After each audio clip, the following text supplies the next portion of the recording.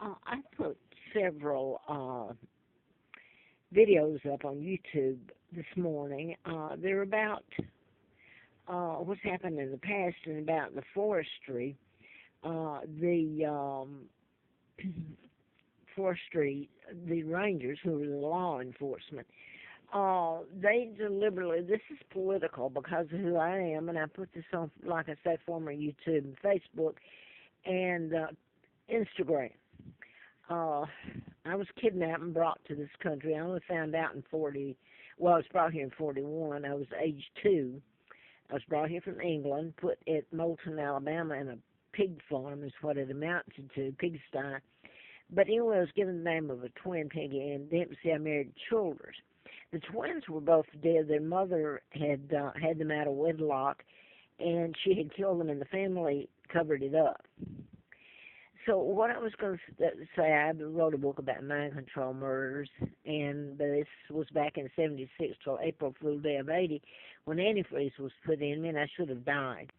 Instead, I was illegally taken across the state line to Huntsville, Alabama, by the woman that I had to call mother, the mother of the twins.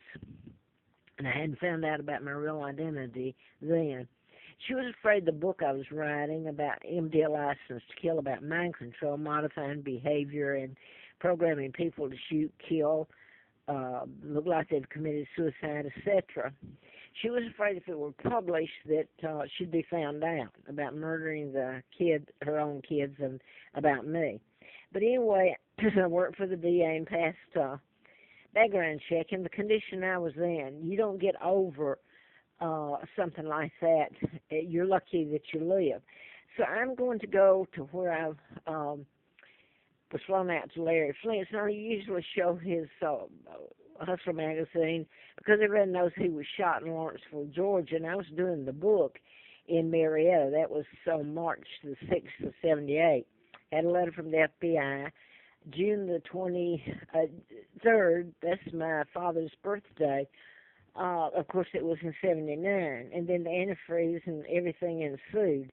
A letter from the Fed said national security involved. It was issued by U.S. Attorney William Harper out of Atlanta, and ongoing investigation.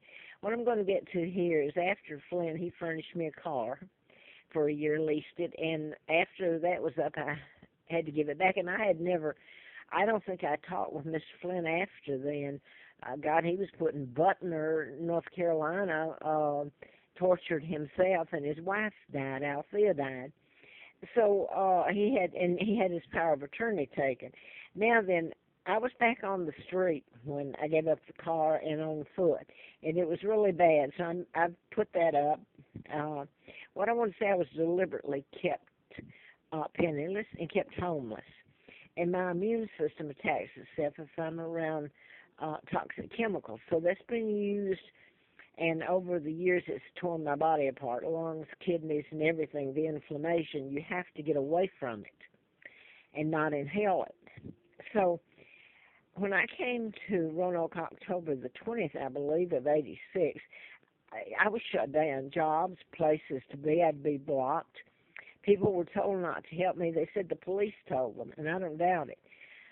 So anyway, I lived on the Appalachian Trail, starved, froze. You can't believe the temperature, and at times no water, and having to walk for miles and miles up mountains to get it, and try to keep your tent intact, and at the same time try to find a job, which has been blocked. So it's kind of hopeless, you know.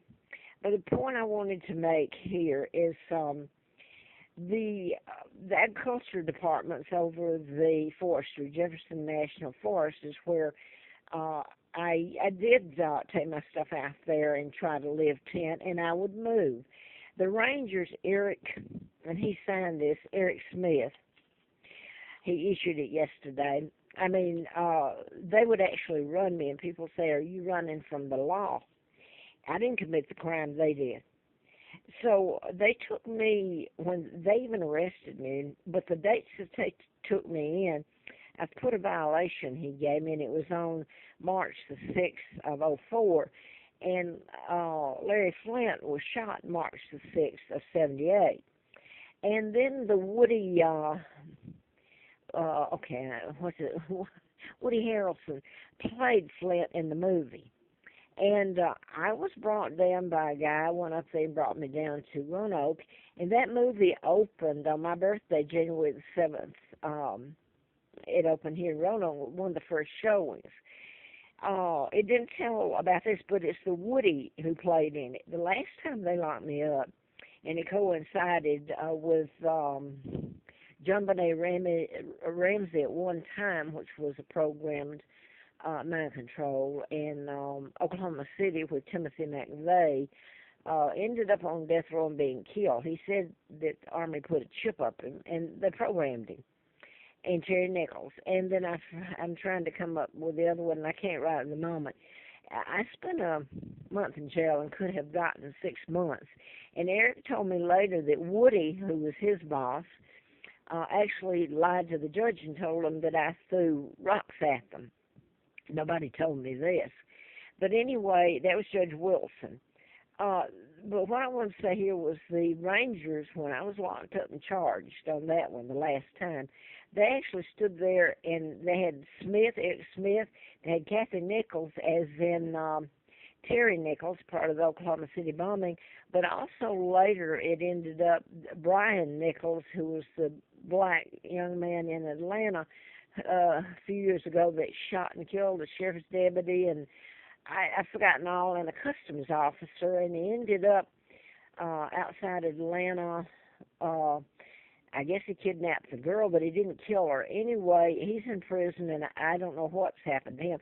But they actually did the codes or patterns I've talked about right there in front of the whole world on television. But nobody will mention it because the people that kidnapped me, the Rothschilds, Rockefellers, the New World Order, which Elizabeth, who's illegal, she's not the queen, and Hillary Clinton's part of the New World Order.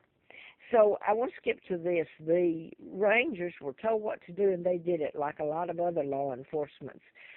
So I can't get the law to work for me. So yesterday, because of me being run from place to place, and again I'm going to quote retired Virginia State Trooper Carl Barton, who his wife told me August the 14th, of 2009, that this is how we run you with chemicals. And so I'm just quoting him because my word is no good. So I'm just going to tell what happened yesterday. I mean, I was scammed, and I hope that I haven't included the wrong one here, the cab driver. He was a friend of mine I hadn't seen in a long time, and I would do nothing to hurt him, and I hope he wasn't a part of it. He just suddenly showed up on the day that I had to leave. I was so sick I couldn't walk from inhaling the chemicals in here. I got paralyzed is what happened. And in the matter of a couple of days, I'd paid for a week. Really, I got so scammed out of the money I had that I was going to try to go back out and camp. And I'm going to end it here because I paid $100 to get out there and ended up, the minute I tried to put my tent up, and I'm just about crippled and can't, Eric come up, and it was illegal. I was back off the road, but my God, I mean, the taxi driver has to get permission to get on Blue Ridge Parkway. And when he called, he told them it was where I was going to camp was across from Cornelius, and he's a cab, you know. So they knew no hiker usually goes in a cab. They knew who it was when he said Cornelius. And they told him, and he didn't lie about that at all. They told him that you couldn't come up on the parkway on Sunday. Well, now then Eric has come down there near North Creek, and he's telling me I think he's afraid because I've put some of this on YouTube. He said for me to get the stuff out of there, that I was illegal. He was going to tell that I cut down branches. I had two little, almost twigs, small, they're not even branches. And I said, you're talking about that? And I said, can I take a picture of it then if you're going to charge me? He said, well, I'm not going to charge you. I'm just giving you a warning. He said, but you get the stuff out of here. I mean, he was real mean. And his buddy came in. Now, what's a Fincastle policeman doing there? I asked him, and I kept my cool, even though I was hurting and everything, because I know what they can do.